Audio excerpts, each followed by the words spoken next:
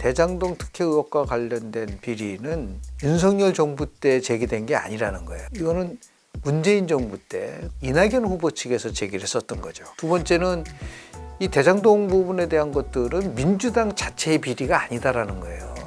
그러니까 이재명 대표 개인의 비리라는 거죠. 민주당조차도 이 문제를 지금 구별하고 있지 못하고 있다. 그리고 세 번째로 뭐냐면 불법 대선 자금에 대한 부분들은 아직 일부분에 불과할 뿐이다 이거죠. 배신감일 수도 있는데 여기는 참 비정하달까? 이거는 우리가 게임 이론에서 얘기하는 프리저스 딜레마 게임, 죄수의 딜레마 게임에 돌입한 거예요. 자기가 모든 거를 다 죄를 뒤집어 쓸 만한 가치가 있는가? 1년 동안 이제 그걸 이제 생각을 했겠죠, 감옥에서. 지금 민주당이 올인하고 있잖아요. 방탄을 위해서. 힘들고 어렵고 잘못된 길을 가고 있는 게 아닌가 생각이 좀 들어요. 야당이 투쟁하는 거는 좋지만 대통령의 시정연설을 부참한 건 지금 한 번도 없었거든요. 왜 그렇게 할 이유가 뭐가 있죠? 그 사람은 물러나지를 않죠. 왜냐하면 끝까지 이제 투쟁을 하는 것이고, 저는 지금 이 상황이 2015년도에 당시 새정치민주연합이요, 국민의당으로 분열되는 과정과 거의 유사한 과정을 걸 가능성이 높다고 좀 보는 거예요. 아니면 박용진 의원이나 조홍천 의원 등등 있었나? 그분들도 결국은 나는 실망했어요. 결정적인 순간은 꼬리 내리잖아요. 끝까지 지켜야죠.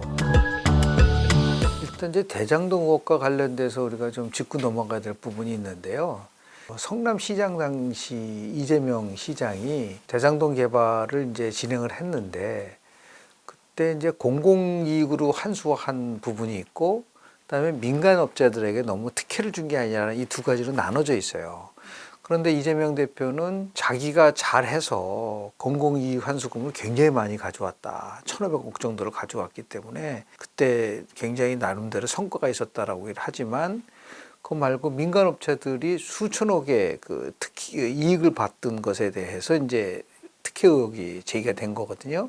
그런데 이제 이 부분에 대해서 이제 우리가 몇 가지 꼭 짚고 넘어가야 될 부분은 뭐냐면, 대장동 특혜 의혹과 관련된 비리는 윤석열 정부 때 제기된 게 아니라는 거예요. 이거는 문재인 정부 때, 그리고 대통령 후보 경선, 민주당 대통령 후보 경선 당시에 지역신문에서 먼저 나왔었고, 그걸 먼저 제기한 사람은 이낙연 후보 측에서 제기를 했었던 거죠. 그러다 보니까 지금 이제 윤석열 정부로 정권이 교체된 다음에 수사를 진행을 하니까 정치 탄압이다, 정치 보복이다는 말을 쓰고 있지만 야당에서는, 그런데 실은 시점으로 봐서는 이거는 문재인 정부 때 시작을 한 거기 때문에 이 정치 탄압이라고 얘기하기가 굉장히 어렵죠.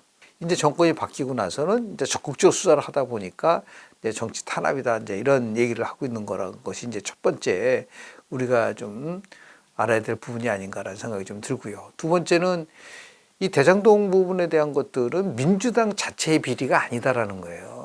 그러니까 이재명 대표 개인의 비리라는 거죠. 그러니까 이재명 대표 개인과 관련된 비리라는 거를 분명히 인지를 해야 된다. 그렇지 않고 이게 전부 다 민주당의 비리로 이렇게 환치되는 것에 대해서는, 그건 제가 볼 때는 그건 잘못된 접근이고, 그렇기 때문에 민주당조차도 이 문제를 지금 구별하고 있지 못하고 있다. 그리고 세 번째로 뭐냐면, 이 대장동 특혜 비리만 문제가 되는 것이 아니라 전방위적으로 성남FC 후원 문제라든지 지금 위례 신도시라든지 백현동이라든지 아니면 대장동, 이 모든 것들이 전부 다 같이 맞물려서 수사가 좀 이루어지고 있는 거기 때문에 이번에 예를 들어서 불법 대선 자금에 대한 부분들은 아직 일부분에 불과할 뿐이다 이거죠. 이게 불법 대선 자금이 본질은 아니다. 오히려 굉장히 여러 갈래로 지금 흩어져 있는 이재명 대표와 관련된 비리 의혹이 어디까지 이게 수사가 될 것이냐가 관건이라고 볼 수 있는 거죠.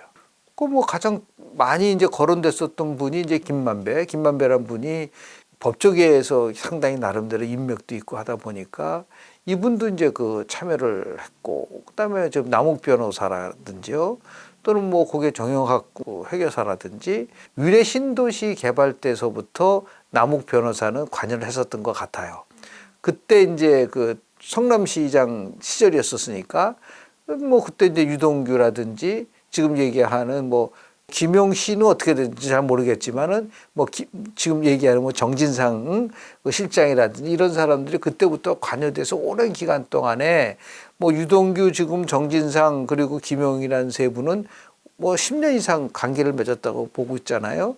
그런 맥락 속에서 지금 최소한도 4-5명이 이재명 대표와 굉장히 밀접하게 서로 연관돼서 움직였던 사람이고, 그중에 한 사람이 실은 고인이 됐지만, 김문기 씨라는 사람을 모른다라고 얘기했지만 그분도 아마 성남시에 있으면서 대장동 개발을 할 때 관여를 했었던 분이 아니었나라는 생각을 하게 되거든요. 뭐 배신감일 수도 있는데 여기는 참 뭐 비정하달까? 이거는 우리가 게임 이론에서 얘기하는 프리저스 딜레마 게임, 제수의 딜레마 게임에 돌입한 거예요.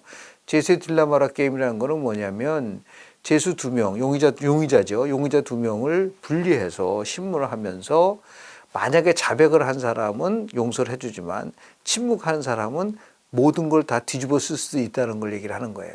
그러니까 유동규라는 사람이 1년 전에 구속됐을 때만 하더라도 모든 걸 다 뒤집어 쓰고 자기가 다 한 것처럼 하려고 했었지만, 이거 자기가 모든 거를 다 죄를 뒤집어 쓸 만한 거 가치가 있는가? 1년 동안 이제 그걸 이제 생각을 했겠죠, 감옥에서. 나름대로 이제 불만들이 있지 않겠어요. 또 배신감도 있고. 제가 좀 착각했다 하는 생각이 많이 들었습니다. 그리고 더 나가서 이제 고인이 되지만, 김문기 씨를 나는 전혀 몰랐다라고 얘기를 하니까. 고지사가 돼서 재판 받을 때 이 사람의 존재를 알게 됐고 전화도 꽤 많이 했고. 이건 사실이 아니잖아요. 그럼 나도 언제 어떤 상황에서 김문기처럼 될 수 있다라고 하는 강박관념. 그 더 나가서 이제 그 본인 스스로 얘기를 했잖아요. 내가 이걸 온팡 뒤집어 쓰고 있을 때 우리 가족들에 대해서 느끼는 점. 그것도 자기는 별로 재산이 없는데 다른 사람들은 훨씬 더 돈 많은 돈을 갖고 있다는 것에 대한 부분들. 그래서 진실을 밝히는 것이 오히려 자신에게 훨씬 더 유리하다고 판단을 하니까, 이거는 내가 볼 때는 유동규 씨만 그런 건 아닐 거예요. 대장동 의혹과 관련된 사람들이 이제 자백 경쟁을 할 수밖에 없는 상황으로 간 거예요. 그게 이유는 2가지죠. 하나는 뭐냐면 대통령 선거에서 졌다는 거 하고, 두 번째는 뭐냐면 이재명 대표가 다음 대통령 선거에 나온다는 보장이 지금 정확하게 없거든요. 불확실성이 굉장히 크고. 지금도 보면은 이재명 대표가 대응하는 방식이 조국 사태가 터졌을 때 대응하는 방식과 거의 비슷하다. 그러니까 일단은 부정을 하잖아요. 그리고 끊임없이 프레임을 만들잖아요. 그리고 나서 민주당이 집결을 하잖아요. 그러고 나서 결국은 어떻게 됐죠? 4.27 재보궐선거에서 졌죠. 5년 만에 정권이 주체됐죠. 국민들이 조국 사태를 보면서 민주당에서 갖고 있었던 여러 가지 나름대로의 신뢰라든지 그런 것들을 다 무너뜨린 거잖아요. 지금은 똑같은 상황이 벌어질 수 있는 위험성이 지금 남아있는 거죠. 이재명 대표의 정치 야당은 이렇게 생각할 수 있겠죠. 우리들을 어느 정도 약화시킬 수 있는 방법이라는 거는 결국은 이런 과거도 보면 이제 비리 수사라든지 이걸 통해서 민주당의 세력을 위축시키려고 하는 것이 아니냐라고 하는 그것에 이제 타깃이 이재명 대표의 수사를 통해서 민주당을 약화시키면서 결국 국정 운영의 동력을 가져가겠다는 것이 결국 현 정부의 전략이 아니냐라고 생각하는 이런 것들이 이제 강하게 작동될 수 있는 가능성이 높다고 좀 보는 거고요. 두 번째는 뭐냐면 총선이라는 게 이제 1년 6개월밖에 안 남았거든요. 그럼 이 상황 속에서 만약에 당대표가 비리의 의혹이 불거져서 구속까지 된다고 한다면 이건 총선을 치를 수 없을 정도로 치명상을 입을 수 있다라고 하는, 그러니까 총선 대비용일 수도 있고요. 또 세 번째는 뭐냐면 169명의 의원들의 결국은 공천권을 누가 장악하고 있느냐. 이재명 신임 당대표가 잡고 있잖아요. 이렇게 할 수 있었던 또 중요한 이유는 뭐냐면 윤석열 정부의 지지율이 너무 낮다라는 거예요. 만약 윤석열 정부의 지지율이 70% 80% 된다고 하고 이렇게 할 수 있을까요? 못 한다고요. 그러니까 결국 뭐냐면 결국은 윤석열 정부가 국정 운영이 낮다는 것에 나름대로 명분이 생기는 거죠. 더 중요한 거는 최근에 오면 올수록 민주당의 지지가 떨어지고 있단 말이에요. 윤석열 대통령이나 그리고 이재명 지금 대표나 정치 영선이잖아요. 2020년도 총선 당시를 보면은 이재명 후보가 지지해서 당선된 사람이 단 한 명도 없어요. 두 번째는 뭐냐면 이재명 후보가 지역적 기반이 있나요? 없죠. 예를 들어 호남이다? 아니에요. 호남은 지금도 보면은 당대표 경선 때 투표율이 굉장히 낮았거든요. 호남의 적통이라고 보기가 어렵다. 그 세 번째는 저 여러 의혹 때문에 도덕성이 없는 거죠. 그러니까 일종의 산무 현상이란 말이에요. 지금 민주당이 올인하고 있잖아요. 방탄을 위해서. 그런 의미에서 봤을 때 지금 굉장한 그 모험을 하고 있는 거다. 정치적 모험을 하고 있는 거라고 보거든요. 민주당이.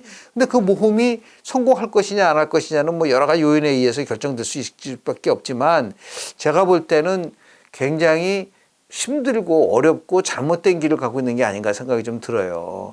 예를 들어서 가장 대표적인 게 야당이 투쟁하는 거는 좋지만 대통령의 시정연설을 부참한 건 지금까지 한 번도 없었거든요. 왜 그렇게 할 이유가 뭐가 있죠? 오히려 참석하고 나서 거기에 나름대로 합당을 해야 되지 그런 것들이 국민들에게 과연 어떻게 비춰질까. 아마 이번 주말이라든지 다음 주에 나오는 그 여론조사 결과를 좀 보면은 민심의 추이를 볼 수가 있을 텐데 중요한 거는 뭐냐면 위원 확대에는 분명히 실패하고 있다. 여론조사 결과상으로 보면은 그런 것이 이제 민주당의 굉장히 큰 짐이 될 수밖에 없는 것이고 그래서 이런 식으로 갔을 경우에 민주당이 나름대로 분열될 수밖에 없지 않겠는가라고 조심스럽게 전망해 보는 거죠. 그 사람은 물러나지를 않죠. 왜냐하면 끝까지 이제 투쟁을 하는 것이고 자의적으로 물러날 수 있는 가능성은 없다고 보고요. 저는 지금 이 상황이 2015년도에 당시 새정치민주연합이요 국민의당으로 분열되는 과정과 거의 유사한 과정을 걸 가능성이 높다고 좀 보는 거예요. 이제 예를 들어서 뭐 호남과 친문과 그리고 수도권에 있는 지금 수도권에서 지난 2020년도 총선에서 민주당이 당선된 게 103명입니다. 83%예요. 그중에서 반은 다 친문이라고 봐야 돼요. 그럼 호남권과 수도권 친문들이 결합이 되면은 당연히 굉장한 파워를 가질 수밖에 없죠. 이 사람들의 명분이 없어서 지금 이렇게 있지만 시간이 흐를수록 예를 들어서 지금 이재명 리스크, 사법 리스크가 현실화되는 상황 속에서 이걸 그대로 가가지고 자신들이 총선에서 승리할 수 있을 거라는 확신을 할 수 있을까요? 그 못하는 순간은 분열될 수밖에 없다. 그 시작이 이제 된 거라고 봐야 되는 거죠. 아니면 박용진 의원이나 조홍천 의원 등등 있었나 그분들도 결국은 나는 실망했어요. 결정적인 순간은 꼬리 내리잖아요. 끝까지 지켜야죠. 그나마 상대적으로 다른 사람에 비해서는 목소리 낸 것은 인정을 하지만 피니시 블러가 없다. 왜? 당연하죠. 그 사람도 불이익을 당할 수도 있으니까 금태섭이처럼 될 수 있으니까 그렇게 못하는 거예요. 근데 그걸 지켜줄 수 있는 사람은 누가 돼야 되느냐. 미국 같은 데는 그럼 지역 주민들이 지켜준단 말이에요. 제가 열심히 활동을 하면은 공천을 당대표나 당이 주는 게 아니라 지역 주민이 주니까 지역 주민이 공천을 주는 거예요. 이 사람들은 당대표나 예를 들어서 당에 눈치 보질 않아요. 먼저 그 안에서 먼저 분열의 시작이 될 수 있겠죠. 근데 장작, 그럼 이재명의 사법 리스크에 대한 대처 방안이 뭐냐라는 거예요. 묻고 싶어요. 그럼 그걸 어떻게 할 거야? 계속 장애 투쟁하고 계속해서 정치 탄압 보복한다고 해가지고 국회 마비시키고 뭐 장애 투쟁하고 그런 거로 하는 게 민주당이 과연 새로워지는 걸까요? 결국은 스노우볼링식으로 개편될 거다. 내년 이제 상반기가 돼야지 최소한도 1심의 결과가 나오지 않겠어요?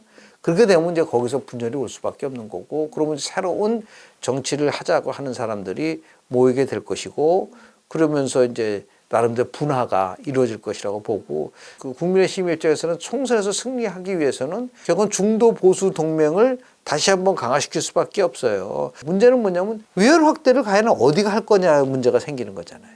그러니까 민주당도 자신들을 뛰어넘는 중도, 그리고 지금 국민의힘도 자신의 지지를 뛰어넘는 중도의 지지를 누가 받느냐에 따라서 결정되는 거기 때문에, 그렇다고 한다면 중도에 나름대로 영향력이 있다고 생각하는 사람들이 그렇게 많지 않잖아요. 지금 뭐 유승민 전 의원도 자기가 뭐 중도층을 대표한다. 그 사람은 뭐 보수에 가까운 사람이고, 중도층을 이제 대변했었던 사람은 이제 안철수 지금 의원이니까 아마 전략적 선택을 하겠죠. 예를 들어서 그 지금 국민의힘의 의원들이 친윤이냐 반이냐 그게 아니라 누가 되는 것이 내가 다음 총선에 나가서 승리할 수 있을 것인가, 그걸 보고 특히 수도권 의원들이 또는 수도권에 있는 당협위원장들이 거기에 민감하게 작동될 가능성이 저는 있다고 좀 봅니다.